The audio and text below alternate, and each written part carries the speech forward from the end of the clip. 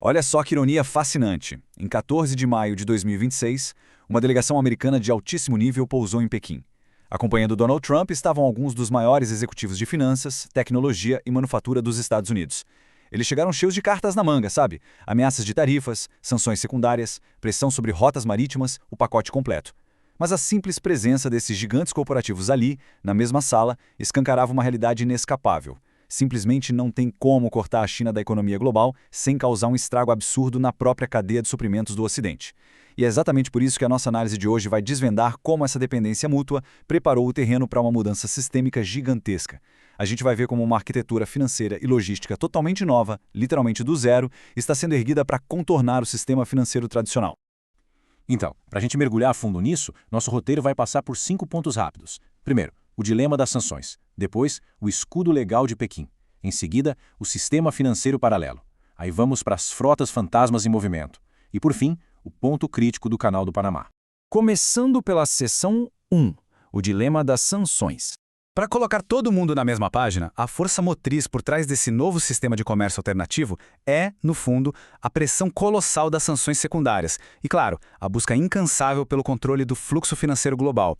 Pensa bem, por décadas, o petrodólar foi a espinha dorsal intocável do comércio. Quando o petróleo é negociado em dólares, o dólar se consolida como uma moeda de reserva mundial. Isso dá aos Estados Unidos uma vantagem estratégica monumental, o poder de praticamente desligar países e instituições da economia global usando sanções.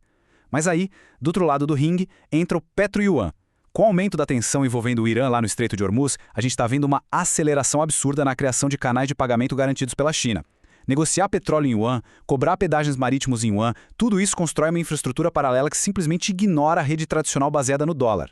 Tem uma análise do Deutsche Bank que resume perfeitamente a escala dessa transformação. Eles dizem que a guerra no Irã pode ser literalmente a criação do Petro-Yuan. As apostas geopolíticas estão no teto agora. Os conflitos no Oriente Médio e as ameaças severas do Departamento do Tesouro americano de aplicar sanções secundárias a qualquer um que apoiar o Irã estão, de um jeito meio paradoxal, acelerando essa fuga do dólar. Ou seja, aquelas táticas mais agressivas de isolamento financeiro podem acabar sendo exatamente o grande gatilho para o fim do monopólio de uma moeda única no comércio global. Incrível, né?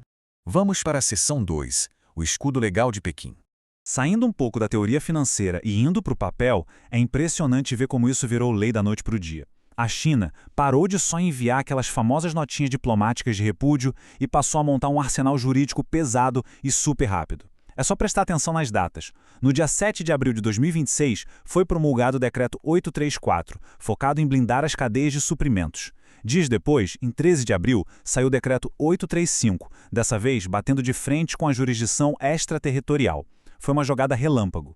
Eles armaram o escudo de proteção legal um mês cravado antes da delegação americana pousar em Pequim no dia 14 de maio. As peças já estavam todas perfeitamente arranjadas no tabuleiro.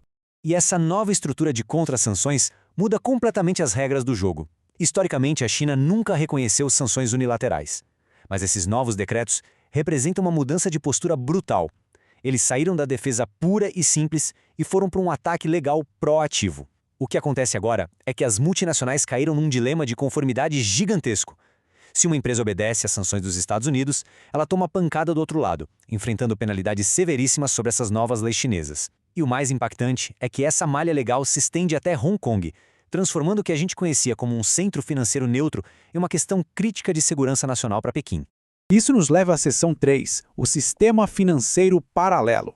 Bom, com o escudo jurídico armado, a gente precisa olhar para o motor dessa máquina. Como é que o dinheiro de fato circula por aí, fugindo completamente dos radares do sistema bancário ocidental? O volume financeiro é de cair o queixo. A gente está falando de estimativas de inteligência apontando para um trânsito de cerca de 8,4 bilhões de dólares por esse canal alternativo entre China e Irã, isso em um único ano. E o segredo por trás disso é uma troca muito inteligente de petróleo por infraestrutura. Em vez de ficar mandando dinheiro vivo para lá e para cá, o que chamaria atenção na hora, eles operam com uma mistura de financiamento de grandes projetos, mecanismos de seguros complexos e o esquema de liquidação que funciona quase como um escambo moderno. Dissecando essa máquina paralela, a gente encontra atores bem específicos trabalhando nos bastidores. Temos, por exemplo, a Sinosure, que é uma agência estatal de seguros da China, assumindo o papel de fornecer a cobertura de risco indispensável para esses projetos saírem do papel. Tem também entidades muito mais discretas, quase secretas, como a Xuxin, que atua contornando os sistemas tradicionais para gerenciar os fluxos financeiros entre construtoras chinesas e empresas petrolíferas iranianas. E, servindo como alicerce, bancos de menor porte, como o Banco Kunlun. O curioso do Kunlun é que ele já tinha sido banido do sistema financeiro americano lá atrás. E, por uma ironia do destino, isso acabou transformando ele num canal perfeito para viabilizar negócios em yuan. Afinal, eles não têm mais o que perder em relação aos laços com o Ocidente. Para materializar isso na cabeça da gente, vamos acompanhar o trajeto de uma gota hipotética de petróleo iraniano. Primeiro passo, esse petróleo sai do país de um jeito muito furtivo, e a receita dessa venda cai numa teia super complexa de empresas de fachada, com a maior parte desses fundos circulando por Hong Kong. No segundo passo, esse dinheiro não volta para casa direto. Ele fica estacionado no exterior, guardado em centros financeiros offshore, tipo Dubai e Singapura. E, finalmente, no terceiro passo, quando chega a hora de usar esse dinheiro, essas empresas de fachada entram em ação para converter o yuan em dólares ou euros para uso internacional. É essencialmente um corredor de bancos paralelos invisível às ferramentas tradicionais de rastreamento. Seguindo em frente, seção 4, frotas fantasmas em movimento. Mas pensa comigo, todo esse malabarismo financeiro não serve de nada se o produto físico, o petróleo em si, não conseguir cruzar os oceanos. É aí que a logística entra no jogo. E aqui vai outro número absolutamente chocante: 1.470. Essa é a quantidade estimada de navios-tanque que formam o que a gente chama de frota fantasma ou frota obscura rodando o mundo hoje. A gente está falando de algo entre 16% e quase 20% de todos os navios que transportam petróleo e produtos químicos no planeta. É uma frota gigantesca operando completamente nas sombras, movendo cargas que muitas vezes são liquidadas lá na ponta em yuan ou rublos. E as táticas que eles usam para se esconder são de filme de espionagem. Eles vivem trocando o nome da embarcação e usam aquelas bandeiras de conveniência, registrando os navios em países menores para driblar regulamentações mais rígidas. Os caras chegam a emitir sinais falsos de GPS ou simplesmente puxam o fio do transmissor da tomada e desaparecem do mapa em alto mar, geralmente para transferir carga de um navio para o outro na surdina. Alguns até duplicam sinais para criar navios fantasmas nos radares. Tem um caso famoso citado nas nossas fontes, o do petroleiro Junton. Ele mudou de nome várias vezes, achou bandeiras que vão de Camarões ao Panamá, tudo usando empresas de fachada. O grande objetivo de toda essa fumaça é fazer com que rastrear a origem daquele barril de petróleo seja uma missão quase impossível. Então fica a pergunta no ar: como é que se aplica uma sanção contra uma frota que é praticamente invisível? Quando 1/5 de todo o petróleo global viaja em navios que trocam de identidade, falsificam rotas e operam fora do sistema bancário dominado pelo dólar, aquelas táticas tradicionais de bloqueio econômico perdem totalmente a força. E é exatamente essa frustração que está empurrando a estratégia global para longe do simples bloqueio de contas bancárias e focando no controle das barreiras físicas e geográficas do planeta. O que nos traz à nossa seção 5, o ponto crítico do Canal do Panamá. O ponto crucial dessa história toda é que essa teoria de economia paralela não existe só no universo digital dos bancos ou no meio do oceano aberto. Ela precisa passar por lugares físicos reais, grandes gargalos do comércio global. E o maior deles, sem dúvida, é o Canal do Panamá. É lá que essa queda de braço entra no mundo real. Já que as sanções convencionais não estão dando conta de parar essa frota fantasma, ter o controle físico desses corredores marítimos se tornou a última grande cartada para inspecionar, taxar de forma punitiva ou simplesmente barrar quem não é bem-vindo.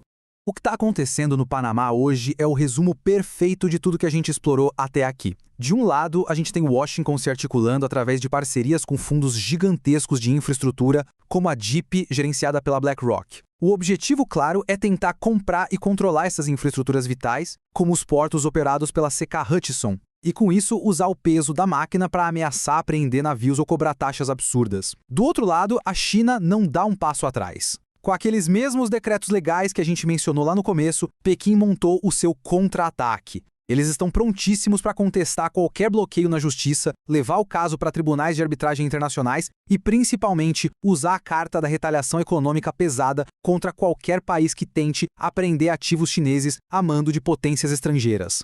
O que a gente está testemunhando aqui não é uma simples briga comercial passageira. É, na verdade, a engenharia muito bem calculada de um mundo projetado para operar em vias paralelas.